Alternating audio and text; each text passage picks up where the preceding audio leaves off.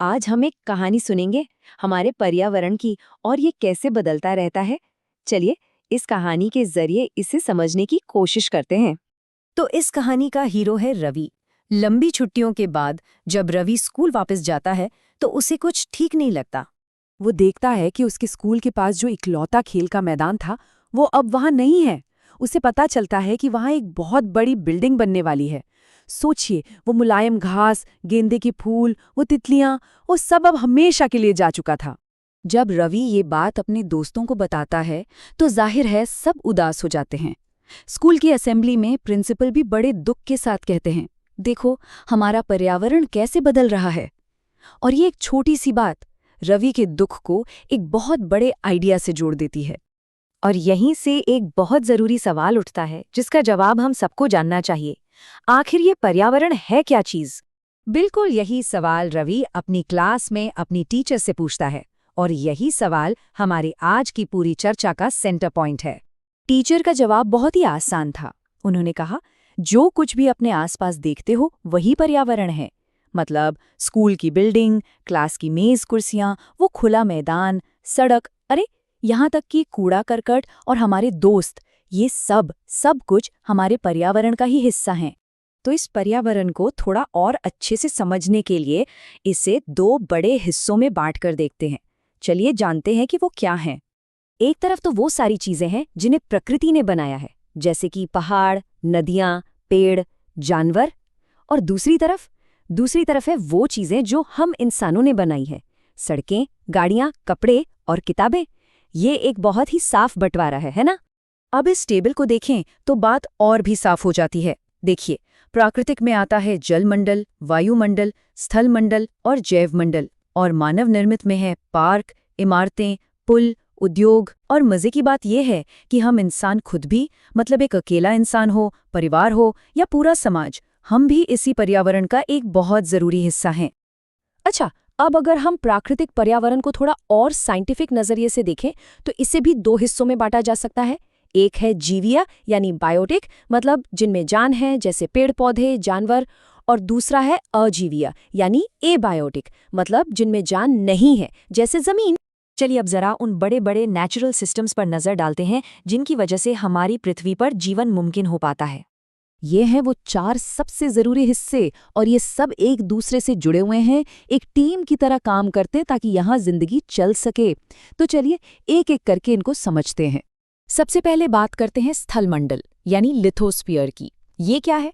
ये है हमारी पृथ्वी की ठोस ऊपरी परत, जिस पर हम चलते हैं, घर बनाते हैं। इसी से हमें जंगल मिलते हैं, खेती के लिए जमीन मिलती है और जानवरों के लिए घास के मैदान। दूसरे नंबर पर आता है जलमंडल यानी हाइड्रोस्फीयर। जैसा कि नाम से ही पता चल रहा है, ये पानी की दुनिया है। इसमें नदियां, झीलें, समुद्र, महासागर, पानी के सारे स्रोत आ जाते हैं। और ये तो हम जानते ही हैं कि पानी के बिना जीवन संभव ही नहीं। तीसरा है वायुमंडल यानी एटमॉस्फेयर। ये हवा की वो पतली सी चादर है जो हमारी पृथ्वी को चारों तरफ से घेरे हुए है। ये हमें सूरज की खतरनाक किरणों से तो बचाती ही है, साथ ही मौसम में जो भी बदलाव होते हैं वो इसी की वजह से होते हैं। और आखिर में आता है जैवमंडल यानी बायोस्फीयर। ये वो जादुई जगह है, पृथ्वी का वो तंग सा इलाका जहाँ जमीन, पानी और हवा तीनों एक दूसरे से मिलते हैं और जीवन को मुमकिन बनाते हैं। यहीं पर हम सब रहते हैं। तो अब जब हम इन चारों हिस्सों को समझ चुके हैं तो सवाल उठता है कि ये सब आपस में मिलकर काम कैसे करते हैं। इसी को समझने के लिए एक कॉन्सेप्ट है, पारितंत्र या इकोसिस्टम। तो इकोसिस्टम है क्या? सीधे सीधे कहें तो ये एक ऐसा सिस्टम है जहां किसी भी जगह के सारे जीव जंतु एक दूसरे के साथ और अपने आसपास के माहौल के साथ इंटरैक्ट करते हैं। ये सब ऊर्जा और चीजों के लेन देन से एक दूसरे से जुड़े होते हैं। अब इकोसिस्टम कितने अलग अलग तरह के हो सकते हैं, इसका अंदाजा रवि की क्लास के बच्चों की बातों से ही लग जाता है। केरल से जो जैसी है वो अपने घर को याद करके बताती है कि कैसे वहां हरे भरे खेतों और नारियल के बागानों पर जोरों की बारिश होती है। और इसके ठीक उलट जैसलमेर से आने वाला हीरा कहता है कि भाई हमारे यहाँ तो बारिश होती ही नहीं, जहां तक देखो बस कीकर के पेड़ और रेत ही रेत। लेकिन हाँ, वहां भी जीवन है, ऊंट हैं, सांप हैं, छिपकलियां हैं।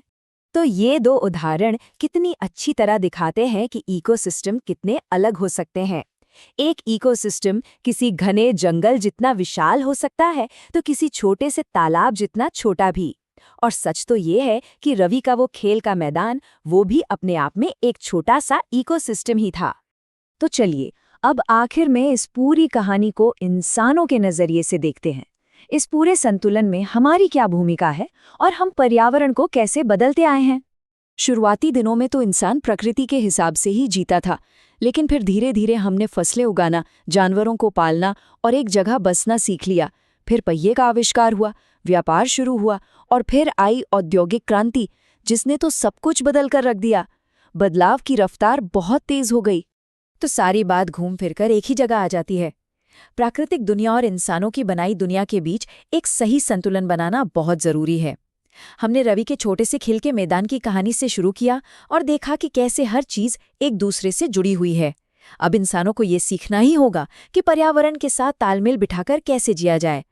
तो सबसे बड़ा सवाल यही है, आखिर हम ये संतुलन कैसे हासिल करेंगे?